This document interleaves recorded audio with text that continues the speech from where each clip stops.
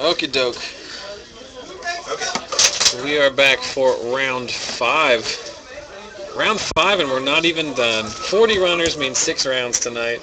It's loud out there because Adam Vickers is particularly saucy right now. But we are here, Friday Night Magic at Lost Legion Games and Comics in South Charleston, West Virginia. My name is Zachary Evans. I'm joined by Joe Lewis, and at some point Jordan Peckjoe will make his way back in. Huh? So he is making his way in. Let's talk about what's going on right now. I did mention this is round 5. There are 40 runners tonight, which means that we are playing 6 rounds of Swiss. It's a good problem to have. The last 4 weeks, 31, 34, 32, and 40 participants. I just want to say, Zach, that I think your efforts with this has contributed to. I hope. As well too, and it is much appreciated in this Magic community. I enjoy playing Magic. I don't play Standard, but I think it's enriched the community just because it gives us a nexus for everyone who plays at Lost Legion to kind of culminate that. Like, the fact of being able to do the trades, that helps so much just to be able to post in one place and be like, hey, I have this up, can I meet you at the store? I think overall it's helped play level. Yeah. I know some people who... people like to watch their games after the fact, see what they did right, what they did wrong. It's a big... that's a big advantage. It makes you cringe, too, when you watch yourself on the camera afterwards and be like, ah! What was I doing? Like, I've watched play mistakes of myself where we had games where, like, there's a Thalia out and, like, someone was supposed to pay an extra one. Didn't swing the game, but it's still, like, if I wouldn't have caught that and it did, how, like, bad you feel. I do know that this matchup should be interesting. This is Brandon Hodge from States, if I remember correctly, right? Yeah, Brandon Hodge he was top 4. Brandon usually plays at the store, the next store over, about 40 miles from here, down in Huntington. But I could walk to Brandon Hodge's house from where I live. We're pretty much neighbors. He works in Charleston, so he said he's going to start playing up here. I would say I favor Esper, only for the fact it has Vault. And it has Azorius Charm. 2 ways to do life. Yeah, I'm going to tell you what. Brandon's got a lot of reach. Brandon's deck is fast, son. He, like I said, Brandon Hodge did top 4 West Virginia states. You can watch him on camera. You can watch him commentate a few rounds in the state tournaments on our YouTube channel, youtube.com/ZachSellsMagic. He's playing Rakdos aggro. I think it's a zombies list, but I've just wrote aggro because I don't know exactly if he... Well, I was sitting next to him earlier, and it looks pretty much like that list he had from State. Okay, so it's Rakdos zombies. It's like a Joe Bernal's zombie list from the Star City game. It's fast. It's the fastest deck in the format, I'll tell you right now. The man's playing Bump in the Night. That's what you need to know about Brandon Hodge's deck. He's playing against Brett Rose. You know him from previous iterations of the stream, both under the camera and in the broom closet, as he has commentated numerous times before. He is playing his tried and true Esper Tokens deck. It's going to be his new Infect thing. He's going to play it to death. Last week... he also has zombies. This deck was featured by Victor Vasquez from last week. He played this deck. Brett couldn't be here, and Victor needed to borrow a deck, and Brett, being the loving man he is, decided to load it out. As we see a turn 1 diagram from Brandon, and they are underway. That's probably the best thing that can happen on turn 1, is the thing that actually dies. Brett Rose playing his... Brandon did shock himself, so... Love of the tap lands coming in.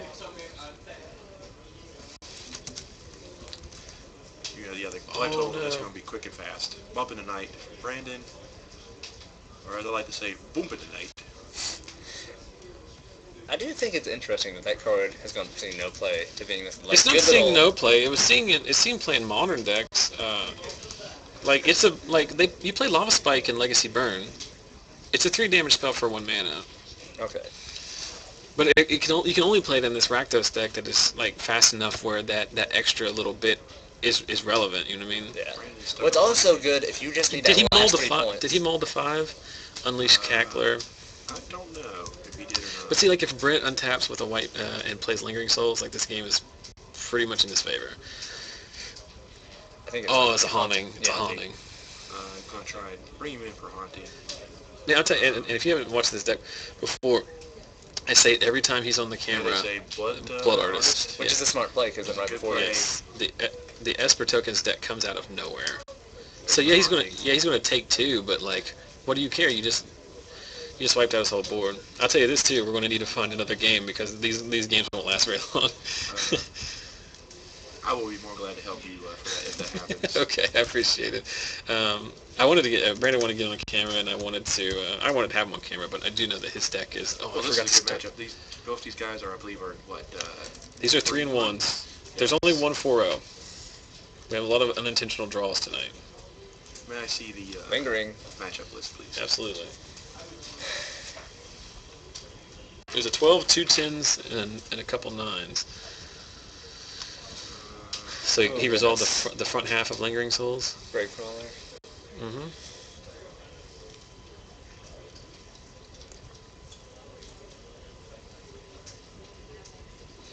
People asking if nobody plays Thragtusk here. Oh, of course they play Thragtusk here. You just haven't seen him.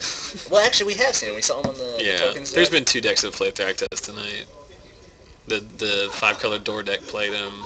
I mean, let's put it this way. You see a green land, and it's not zombies. There's a Thrag. Hell, there might be a zombie Thragtusk deck out there. Michael Taylor was playing a green-black zombie deck for a while that wasn't playing the aggressive 1-drops and was playing mid-range cards with Thragtusk and Disciple of Bolus. I mean, those two cards together are amazing. Disciple of Bolus sacking Thragtusk, pretty good play in Magic.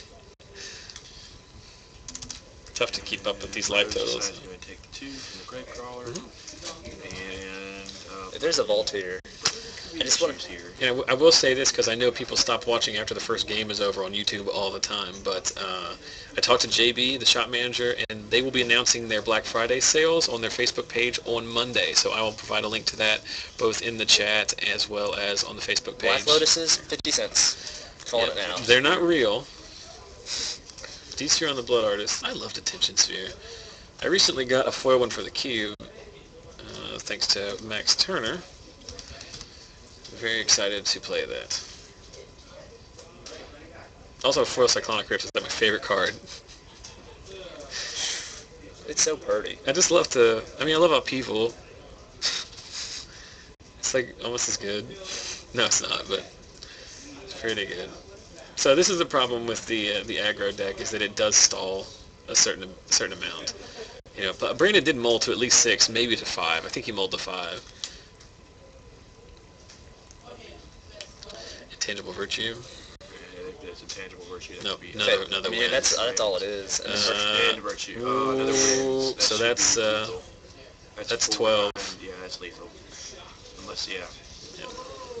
He's not going to slow roll him. One away. Yeah. He's dead on board. I don't think it even mattered. But yeah, like I said, Lost Legion games here in South Charleston. I can't speak for the other 3 locations. I imagine they'll be open as well. Open both on Wednesday of next week, the day before Thanksgiving. We will be having our Wednesday night Legacy event. So if you're in the area and want to come on down. There might be pumpkin pie. Jordan says he has a spare pumpkin pie. I know you're probably saying, how do you have a spare pumpkin pie? I bought an extra one because... How do you... Listen, here at the story, Schwann's man comes up in. He says, sir, would you like a pumpkin pie? Oh, it's Schwann's, yes. Oh, He goes, man. do you want one? I said, by God, it's a pumpkin pie. It's Schwann's. Let's do this. Bring it inside. What's my mom say? I already got 2. I got 2 in the freezer. Why'd you ask? So sounds like you have 2 spare pumpkin pies. No. We were eating the 2. The other one... Yeah, well, Okay, if anybody's seen Jordan, he knows that you probably could put away 2 pumpkin pies and still be okay. Probably. My ass won't forgive me, but the rest of me will. Someone's asking if this deck uses Eye in the Sky. Yes. Brett's Unless does, he's changed Brett it. has 2 Eye in the Skies in there. It's beautiful for him because it gives you an extra flyer, and it can also populate whatever. Seems a little loose. I've seen Brett's sideboard. I don't know. I'm not quite sure what he brings. Is Eye in the Sky an instant? Yes. Oh, so basically in his deck it's 2 extra copies of Midnight Haunting, because you always populate with it. And That seems fine, actually. The big thing about it is, it hits both his anthems. Like both his anthems strike what the token that produces, which is a big deal for him, because otherwise it's like losing a lot of value just to be able to only hit virtues or something. So, Brent Rose gets one to the good, going up 1-0 with tokens. Like I said, I will be posting information about about the Black Friday sales. I'll be posting a link to the announcements, which will be on. So on Lost Legion's Facebook page. Brandon here, does he playing Rakdos Charm in his sideboard? Like I said, I think a card to bring in here. I think I have his deck list. If he was playing it, would that be a card you would bring in here in this situation? Would it be? Are you talking about the third mode? Yes, the 3 or because essentially with Brett's deck What also producing so has many Exile, tokens, which could be relevant if he... it doesn't have Exile. It exiles graveyards, doesn't it? Yes, it does Exile Graveyard, but that's not going to be as relevant against Brett. Well, I'm just saying... What I'm talking about is it could be a Lightning Bolt or a kick, I would say kick burst lightning, but to Brett because he produces so many tokens. Just every card he has is 2 and 3 dudes. Sorry about that. Would that? You see, I feel like would that be something you would want to bring in here? I think he will bring it in, but I think Brett, typically, like, we saw him do that. I play tested him a lot, unless he's changed how he used to play. He would slow roll a lot of his tokens, like, throughout the match. Ask me if I would bring it in. Would you bring it in? No. Okay. Do you think the Rakdos Charm has actually any value at all? He doesn't have it in his board. Here's what his board is. 1 Pillar of Flame, 2 Tragic Slips, 3 Dreadbore, 3 Ultimate Price, an Augur Spree, 3 Underworld Connections, and 2 Slaver the Bloodline. I think he brings in a Pillar. Brings in the Sever? Yeah. He might bring in the Sever, yeah. I mean, I don't know. Like, you don't want to water your deck down. Yeah. You might bring in Augur Spree. You can't bring in Augur Spree. I think the Sever is going to be the best thing, because it's all the value. Yeah, unless he's changed. Yeah, but it's also a 4-drop against a deck you're trying to race that does no damage. He's playing full play sets of Diregraph Ghoul, Gravecrawler, Rakdos Cackler, Blood Artist, Geralt's Messenger, and Falkenrath Aristocrats. He's playing 4 Searing Spears and 3 Brimstone Volleys, 4 Bump in the Night, 3 Pillar of Flame, and then the lands, including 4 Rakdos Guildgate, which we talked to him about states, and he said simply, you have to play it. He said you just have to play it. And he says actually the deck has room for it. There are instances where, I mean, as long as it's not the only land you have on turn 1, it will work. Yeah, there's instances you'll have a period where you can play it tapped and it's okay. Yeah. To play it tapped. You see turn 1 Cackler. Did no mulligans from either here? No, I think they both kept 7. Cup Island. The worst. The best island ever. That's the best island. You're so ever wrong. Produced it ever. Yeah, that's a good question for you in the chat. Is it a bucket? Is it a bowl? Is it a cup? It's all of the above. It's bad art, is what it is. I hate it. I hate the Cup Island. Those used to be my Cup Islands. I have a deal where I trade all my Cup Islands to Brett. I've already traded all mine to you earlier, like 2 years ago. I'm a proud owner of Cup Islands. You got me started on my Cup Island addiction. I just don't care for it. Is it a cup? A Blood Artist. Is it a bucket? We'll see. Another Bowl Islands are awesome. Thank you, chat.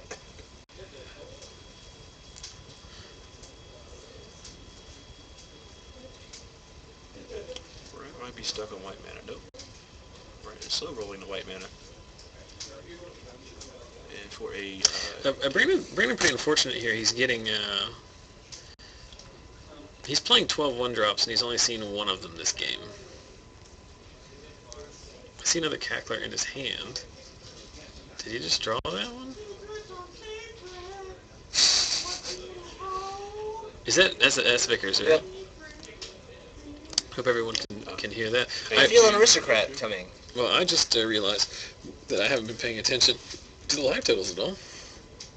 The problem with Aristocrat here is that it doesn't do anything except just die to both of those Lingering Souls tokens.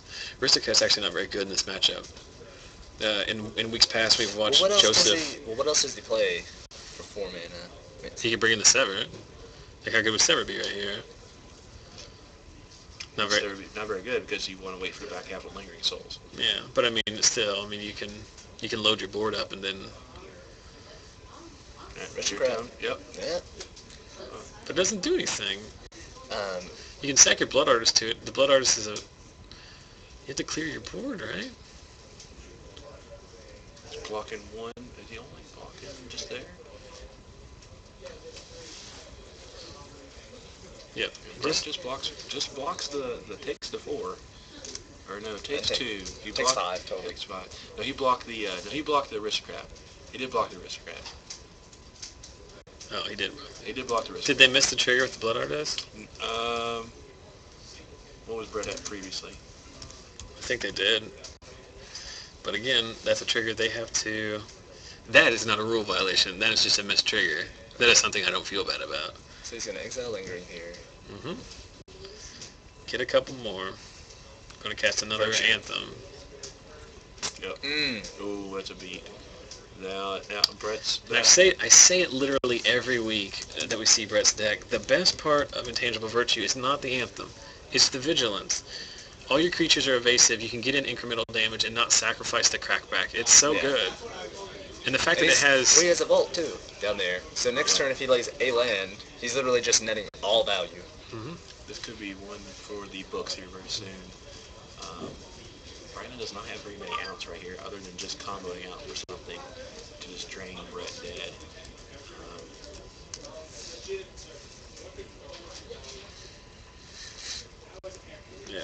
Brandon, I mean, obviously in game 1, mulling to 5 on the play, not the ideal circumstance. But like I said, I don't know if... we've just seen Falcon Wrath versus Cats in weeks past. Brett versus Joseph Deal, who plays a similar Rakdos beatdown deck. And there's just, the Aristocrat just can't get through. Well, it's like, I don't know, the situation here, unlike with zombies, like zombies I felt had the better reach just because they have this continual sack engine of the Gravecrawler over and over again. Mm-hmm. Whereas this deck, once it sacks its fodder, it's done. Like, it can't sack anymore, it gets held up. I mean, like you said, like, once it's held up, it's held up. And even if he had the Gravecrawler at this point, like, he can't recast it because he has 3 creatures and no zombies. Yeah. I don't know if you attack here with that. I don't think you attack here. I think you set it back, make Brett attack into you. Well, there's a situation in which if Brett thinks that if Brett decides to take it, I mean, he could unload his hand of burn spells and get there. You know what I mean? Yeah. I mean, I don't know exactly what's in his hand. I can't see it, but it is Brimstone possible. Volley? Yep. That's still a card. That's 5. That puts Brett at 7. Mm-hmm. But one activation from Vault is completely clears that gap. Does he have Vault? He does have Vault. Yeah. And he needs one more land. It looks like he has a land in hand. I see an Azorius Charm. I see the back of his card sleeve. Azorius Charm is just like Vault, only with no death touch. And Yeah, that is true as well too. Because you get a charm here and it'd be just as effective. that's what I find funny is a lot of people forget that it has the lifelink mode, and when you cast, like after combat, you know, where I used to play Esper, you would you'd attack with your team, and they'd be like, well, you're dead next turn, and you're like, charm, lifelink, and they're like, I didn't know that mode existed, and it's just amazing how good it can swing the game and letting you alpha strike with your team. Let's see if Brett sees this here. What's he got going on?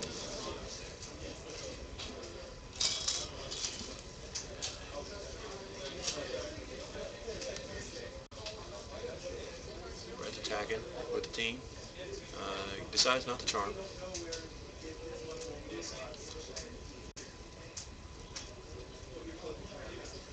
Passes turn. So I smell shenanigans from Brett.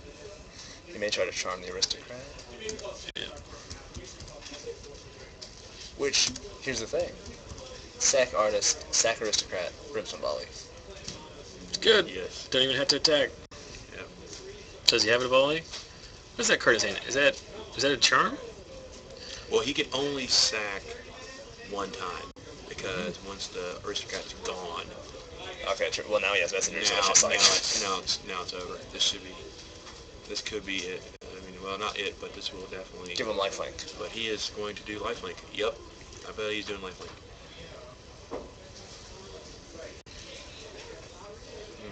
Now, the key is here, does Brandon want to sack Messenger to the Aristocrat, then sack the Aristocrat to itself to avoid the lifelink, get 4 damage in.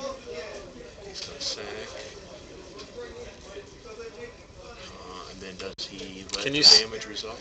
Can you sack the... Well, I would sack Messenger, You can sack Aristocrat, to itself. You and can? that's...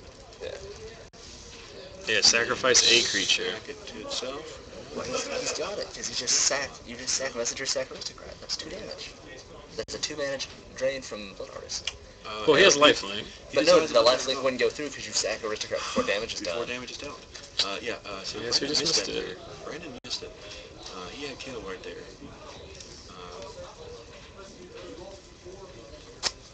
I mean, it's narrow, and I think that's like a very... Or they could be talking about it right I think they're discussing the,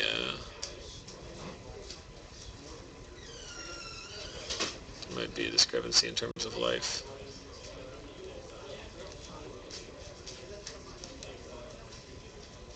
Does he still have a lingering in the yard, or has he flashed back to something more? I don't know. Yeah, he passed turn, so yeah, Brandon missed that there, and that was a kill. I mean, I really thought that's what he was going to go for. It was just...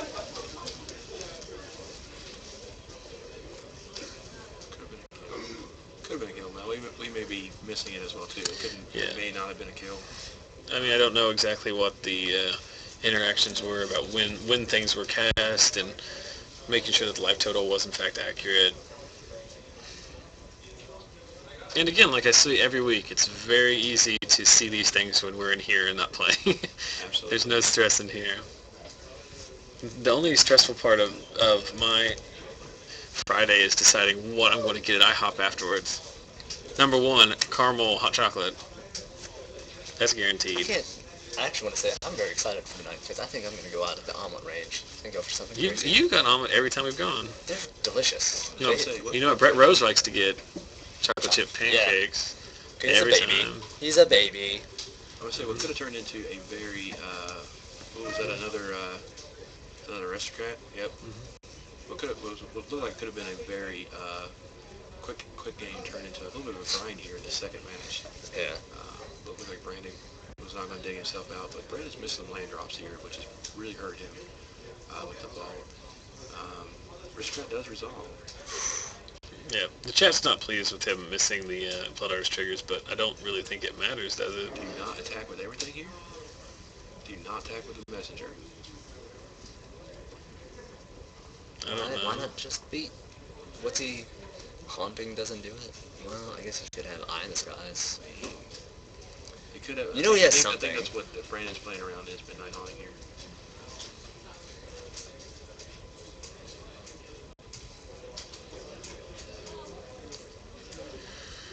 Cream stuff. French toast does sound pretty good.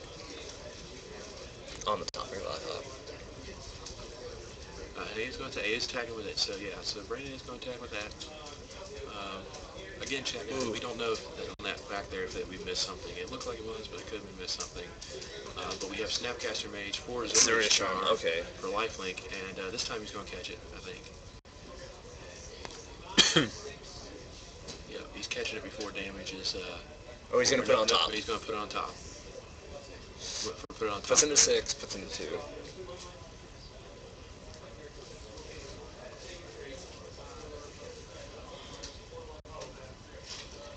Win the Spirit die. That's the win. That's the win. No. Spirit did not die. He sacked the messenger before damage. He stacked the messenger. Okay. Before damage. Why? Why sack the messenger before damage? Let it die. It was in front of the... I think he was anticipating the charm being on lifelink. I think is what it was. But Brett lands another land. Puts a land down. I mean, bolt. And puts him back in it again. Yeah, there's a question in the chat about whether or not Falcon Wrath is legendary. It is not. She's so pretty, she should be. Does look like Olivia Voldaren, but they are not the same card. No Lady Boner here. Inappropriate. It's PG-13. It is. If you're 13 years old, you need to know about Lady Boners. If you're not familiar with what Jordan's talking about, take a look at Olivia Voldaren's art very closely. It looks like the artist was going for something there different and decided to move the leg in a different spot. We all heard the story, right?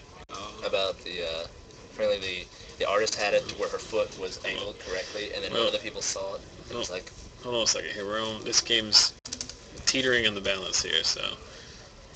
Could be over quick one way or the other. Brett decides to... I have a feeling here, if Brandon untaps, he wins. Yeah. Is he has one card in his hand, or two? Looks like two. I think he's got 2 cards in hand. At least 2. I think one of them's a burn spell. So if he just untaps here, he wins. Charm, the lifelink. So that's 2, 3, that's 5? 5.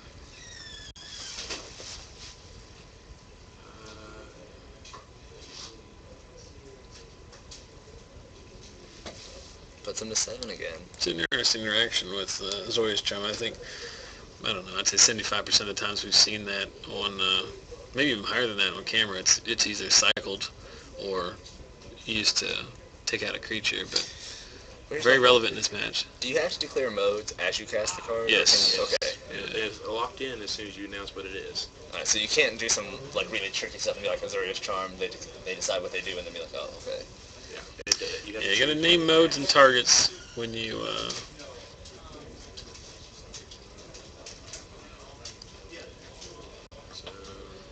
I think what happened there is that Brett decided to use the life link. And he showed him the spear. Okay. No, hold on here. What happened is that I think he cast the charm after. Basically, he tried to. He decided to go with lifelink after damage had already been dealt. And I think Brandon was clarifying that. Not that obviously he knows that what it works, but I think he was just kind of teetering in the in between, and Brandon had already assumed damage was. A game that both players kind of missed something. Yeah, well, I mean, but to be quite fair, I don't know what Brett's deck did what it was supposed to do, which is Controversy. Mm-hmm. Let's bring up the picture. Yeah, we're talking about Olivia Voldaren, as we see Brandon Hodge move even on Rakdos aggro. Let's bring up the picture of Olivia Voldaren so we can all have a little giggles. I guess sometimes you get a game and you have a win that doesn't happen and you make it a win anyways. Yeah, to be fair, both the rules mistake and the play mistake, well, it's not really a play mistake, it's just a... So, Lady Boner. Lady Boner, is that what we're talking about? I don't even know what that means. I'll make it super big. You'll notice there is a obstruction under her dress. You're talking about this? Yes. You cannot see, I don't believe, her hand is not holding it. So the idea is that if you, I don't think you can, watch my mouse here. So, you see, this is supposed to be her knee, theoretically, right? Yeah. She's flying, and that's her knee. But if you realize both of her feet are down here. Yes. So, Which was not an artist flaw. The artist made it originally to where her foot was supposed to do like that, but someone saw it, and I think they caught it and said, why are her feet down here? Put her feet down there. And then it just got moved there. No one thought about it. And then why are we correcting artists based on where, Besides the fact, it's great. Meme-tastic, Lady Boner. Well, when I originally saw the art, I was like, oh, that's okay. She's flying. She's got her knee up there. She's got her hand on her knee. And then I looked where her feet are down there. And her hand does not look like it's holding that. So either she's got a midget underneath there, or she's got some type Joe, of... little person. Little person. Okay, sorry. Or she has a giant deformity for a knee. I don't know. What are you going to do? I'm going to take a nap, I think, in between this round and the next one. There's also Lady Gaga, also known as Avison. What else is there? The monkeys. Isn't there a monkey thing? The sex monkeys. Yes. Oh, magic. And, well, Armada Worm. And then Armada Worm. World's Fire Worm, which is the anus. Armada Worm. Which, I don't know if anybody knows or not, but Magic is played by a lot of the male demographic. So things of this nature tend to get pointed out a lot more.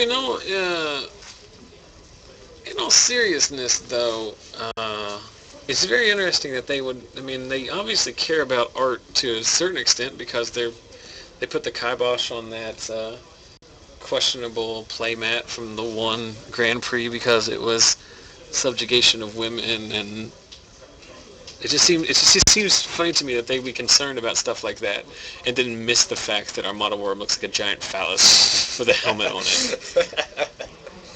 You can do one or the other, but you can't do both. You know what I mean? Well, apparently my story's wrong. I heard wrong. With the art, it was unrevised art. So. Yes, I agree with Corpse Jack Minutes. I'm not getting into it. I don't like where this is going. Well, I will say this: I'm happy to know that there are, on a more serious note, the females that are playing and stuff. I'm really happy to see that happen because it's cool that it's male dominated in a sense. It's cool that there are guys playing, but it's also nice that it's not just only guys playing anymore. Yeah. I don't think it by any means it's It's a game that's not made available to women. It's not like it's marketed specifically at men. It's just a difference in, I mean, it's just difference in genders in terms of interest level and usual things, and different strokes for different folks. I think it's one of those games that's just come on, guys. The male, it is a card game about imaginary wizard fights. Yes. Well, who's to say that?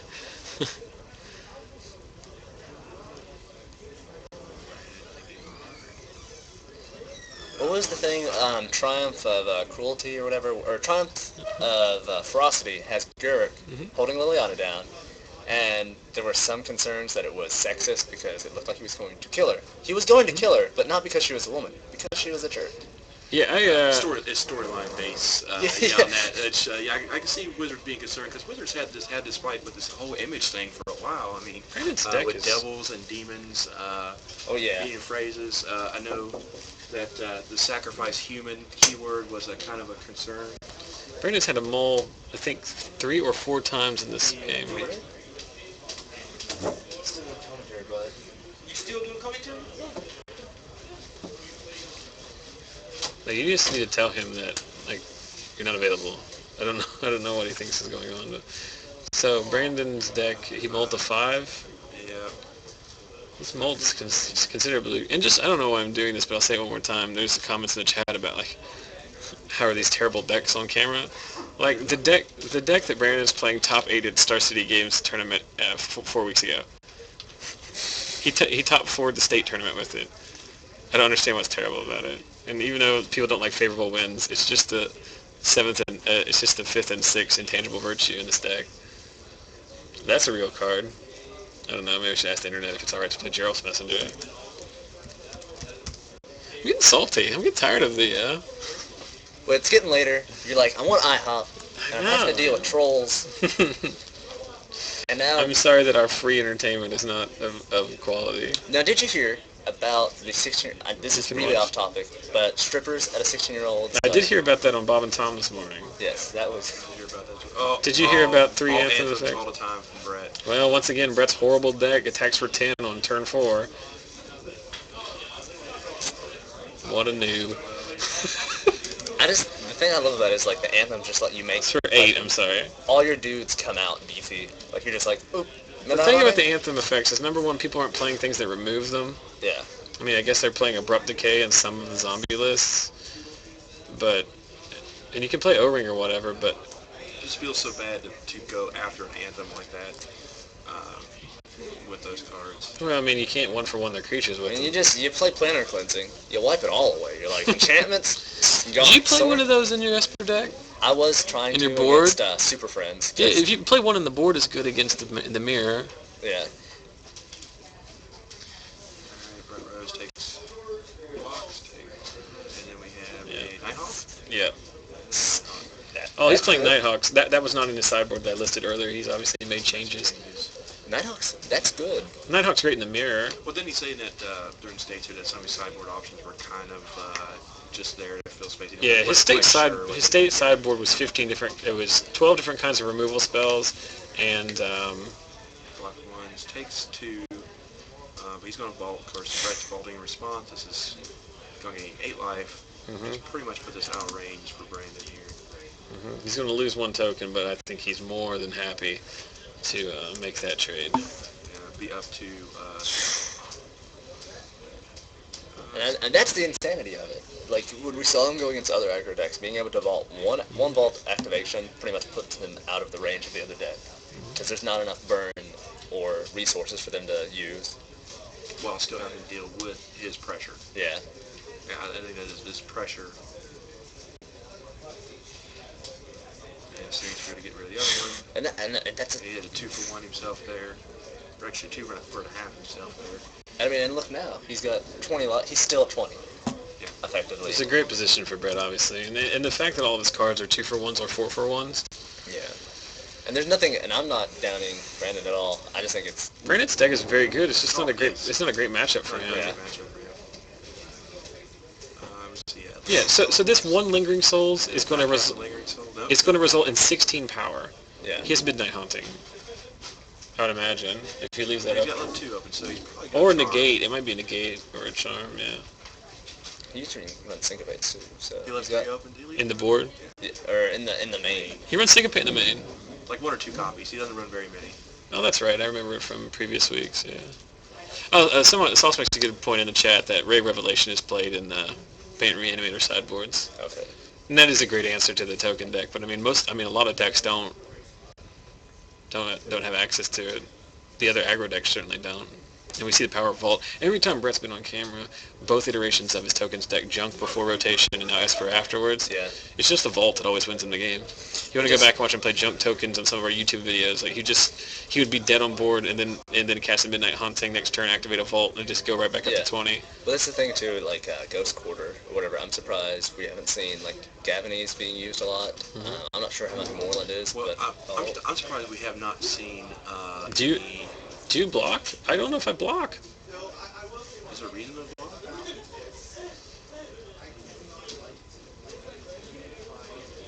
what just happened? He sacked his messenger to save the. Well, I saw him point, and I thought he was saying like a ping effect from it. I'm surprised what we haven't really seen is the Pithing Needle really being used. Pithing Needle shuts off these lands. Yeah. Because a lot of people don't want to play Ghost Quarter because you are cutting yourself a mana and you're giving them a mana in response. I think Pithing Needle is a better all-around answer to more than just the lands, obviously. Pithing Needle is a heck of a magic card. Yes, you know what it does? It shuts off Falcon Wrath Aristocrat. Yeah. It shuts off all your planeswalkers. What about Rest in Peace? Rest in Peace. I don't know how I feel about that since Brett's playing Lingering Souls. And Snapcaster. But it does answer Jarrell's Messenger. I mean, at this point, obviously he wishes it was any other card because he's so far ahead. But I think Brett has 1 copy of Rest in Peace in his side. 1 or 2 copies in his side. But see, I don't know why I didn't just leave that for Vault activation, then go Lingering. Yeah, I think I would have done that as well, but I don't really think it matters. Brandon's a good player. He will try to figure a way out of this, but... How many souls does he have on board? 2. Okay, never mind. He flashed back the Lingering, then did it. Yeah, So, yeah. He didn't lose value off of it, but I mean, he will in subsequent. Somebody keeps poking at that Vault of the Archangel. We have some weirdos here.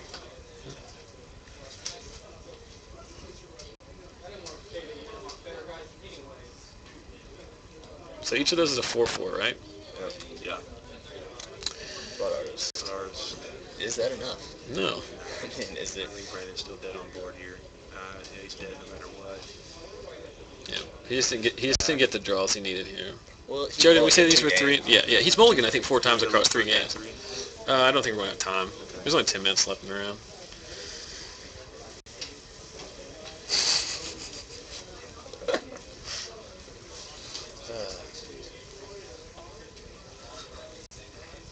I'm always amazed at how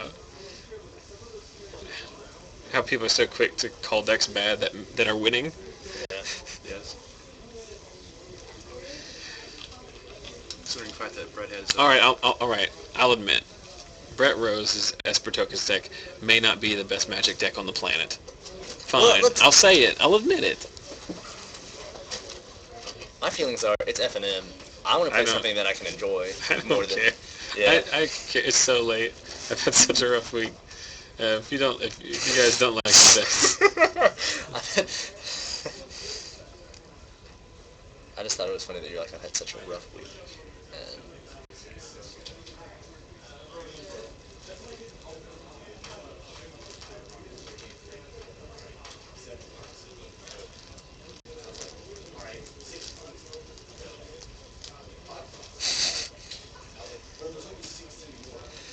there's a top 8 for this coming up, asking if this is Esper everything is waiting for Gatecrash. Dear God. Well, you pick up Watery Grave, right? Godless Shrine, the most beautiful Godless Shrine ever, by the way. I mean, that art is the best. They're good. There's good art on these new cards. I will admit and agree. Which also, those Alter Print guys did a bunch of the shop lands and still have them up as well. But I'm not sure if they're going to be in the deal for the charities or not. Plus, you get all the Orzhov and Dimir cards, whatever those end up being. So lose one, gain one.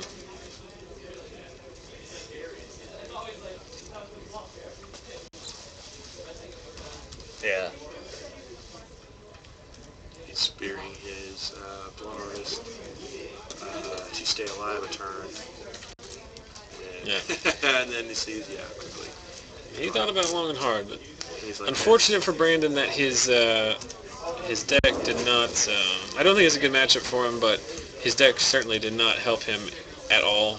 You want a deck with any of them? No, there's only like 8 minutes left. What I would like is some mozzarella sticks, followed by Western omelets. I'm very excited about IHOP later. That's all that matters. So, congratulations to Brett Rose. He moves to 4-1. Were you gonna do another round of this? Yes. Yeah, there's one more round. This is round 5. 40 people means 6. I want to go try to... Go help Chad and get him squared away on standard. Well, Joe, you want to get in here? We can chit-chat a little. Thanks to everyone who's watched. I know at least 24 of you are going to leave now because we're stopped playing. But one thing I would like to say, while we have some time, thanks again to Lost Legion Games and Comics, who lets us broadcast these FNMs every week, 6:30 p.m. Eastern, standard FNM, save for weeks of a launch party and release. When we do draft, this is the 4th week in a row we've had over 30 people. This is the first week in a long time that we've had. I don't know if we've had 40 for an FNM in a long, long time. The most I've seen here, I haven't seen 40 for even a release in a long time. We'll have 40 for a game day or something, or for a release. Innistrad release was huge, but I can't remember the last time we had 40 people for an FNM. But we obviously appreciate them. Located in South Charleston, West Virginia, with locations as well in Parkersburg, Beckley, and Princeton, all local to the West Virginia region. But if you are regional to the area, worth checking out. All located near major interstates. So if you're in the area, check it out. And it's not just Magic. Yes. Yu-Gi-Oh, Warhammer, War Machine, Pathfinder, D&D. What am I forgetting? Board games, like a billion board games. Comics. Comics. One of the great things about this place, if you sign up for their comics pool list every day, JB does have a discount on pool. When he pulls one and holds one aside, if you sign up and subscribe to it, you will get a discount off of the cover price of that. I'm going to tell you right now, you're not going to get any better prices. You're not going to get any better quality of service. Good people here. I know a lot of you are not, first of all, a lot of you are not domestic, but even the ones that are domestic are likely do not live in West Virginia because we are fairly isolated. But we are, in fact, a state, and we have a good set of magic shops here. My name is Zachary Evans. I'm Jordan Pecchio. You sat in the wrong, you had to sit in the other chair just so you can... Don't bother. I'll just do that. That works. But thanks for checking us out. Normally the tournament would be over now. Some weeks we'd have just finished the quarterfinals. Yep. Some weeks we would be finishing the last round of Swiss, moving to top 8. Tonight, we still have a winning in. What time did we start? I didn't look at the card when he started. 6:45 maybe. 6:45. Okay.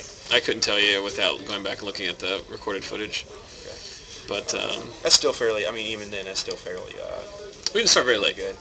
We didn't start very late. Remember, as we always say, anytime that you see our pretty mugs on camera, feel free to use the chat to ask any questions you might have. Lord knows we want to talk about it. So let's go to talk about what's your thoughts on Modern as a go-to, because this is what I think. A legacy price point is going to be a little too high for a good bulk of especially the newer players. Yes, the majority of the newer players are never going to be able to afford legacy. Which Magic seems to be getting into the because standards their hottest format for the most part. New players come into that.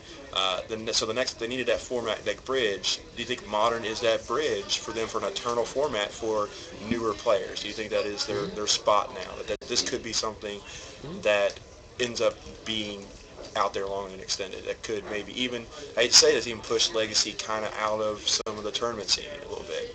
No. I don't think Modern's going to have anything to do with Legacy. The Legacy community is just like the Vintage community. The people who want to play Legacy will play Legacy. It's not the same format at all. It's a nice in-between.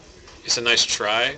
They want us to play Legacy as an eternal format because it's been more beneficial to them because they don't make any money off Legacy, and Legacy is not something that they feel they can support more than at the 2 Grand Prix per year level. Yeah. But no, Legacy is I know I'm biased, but Legacy is a much better format. It literally is wide open. Yes. And Modern will never be like that because it's just you're having the pool. Look at this guy. Well, also, I think as well, too, is there's Brandon. a lot of cards in Legacy that I know Wizards don't feel like when they're the cards today, they feel like they don't really want that particular effects or those particular types of cards existing in Magic as it is now in the modern format. Here's the thing about Modern. Modern is cool. Modern lets you play with some older cards. It's a bigger card pool. There's some interesting decks. It's fun. But the problem is that there's no way, and we talked about this a little bit earlier, there's no way of counteracting appreciation of card values. Unless you do massive reprints, which they've shown that they don't want to do, because we talked about this before. If you reprint all the cards that are worth anything in any format, then people will quit playing. Yeah. If you show people that because Magic's an expensive hobby as it is, if you show people that we have no respect for the secondary market and we're just going to print things like we're printing money, like people will just rage quit the game. And they know that, and that's why they haven't done that. But the thing is that even with the Modern Masters, that'll help. But you watch, Modern Masters will create a temporary price decline, and then it'll just go right back up because I'm with you there as well too. I think it will. I think it'll have an impact. I don't think it'll be as severe as with it. And Wizards, like I said, is very conscious about that. They know they really can't. They don't want to mess with the secondary market that much because it does affect the overall health of the game in a way. And because it's a trading card game, and a lot of people have money and time invested in that with it. But I feel that what they're doing with like the reprinted Modern Masters, it's good. I don't think it's something that they realize that will be like, it's going to bottom out the market. I think it's going to get more people into it. They said they have no idea how it's going to work. They're just trying it out.